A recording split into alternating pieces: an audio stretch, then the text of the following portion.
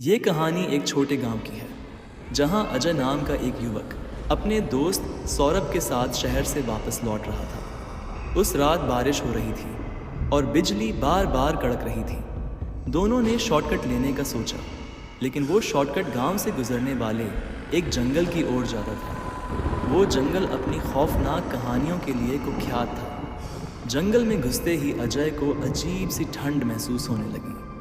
सौरभ ने भी कहा कि उसे किसी के होने का आभास हो रहा है। रास्ते में अचानक एक बूढ़ी औरत दिखाई दी। उसने सफ़ेद साड़ी पहनी थी और उसका चेहरा अंधेरे में छिपा हुआ था। दोनों ने सोचा कि ये शायद गांव की कोई बुजुर्ग महिला है जो रास्ता भटक गई होगी। अजय ने कार रोकी और उसे पूछने के लिए बाहर निकला।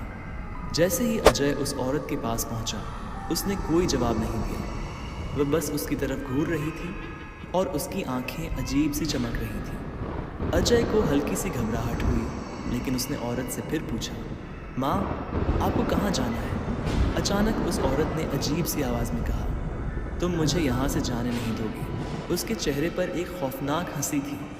अजय के पैरों तले ज़मीन खिसक गई। सौरभ ने भी कार से बाहर देखा और वो भी डर के मारे कांपने लगा। उस औरत की आंखें धीरे धीरे लाल होने लगी और उसके चेहरे पर खून के धब्बे दिखाई देने लगे। अजय और सौरभ ने तुरंत कार की तरफ भागना शुरू किया, लेकिन जैसे ही वो कार में बैठे और गाड़ी स्टार्ट करने लगे, उस औरत का चेहरा कार के शीशे के सामने आ गया। वो दोनों के सामने बैठी हंस रही थी। अजय ने हिम्मत करके कार तेज़ी से चलानी शुरू की, लेकिन कार जैसे ही थोड़ी दूर चली, अचानक रुक गई। अजय ने पीछे मुड़कर देखा।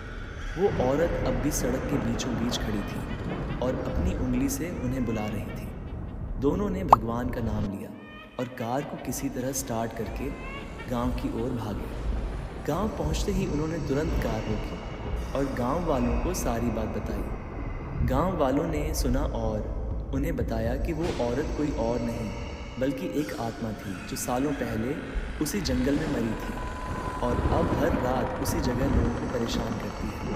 उस रात के बाद अजय और सौरभ ने कसम खा ली कि कभी भी उस रास्ते से नहीं गुजरेंगे।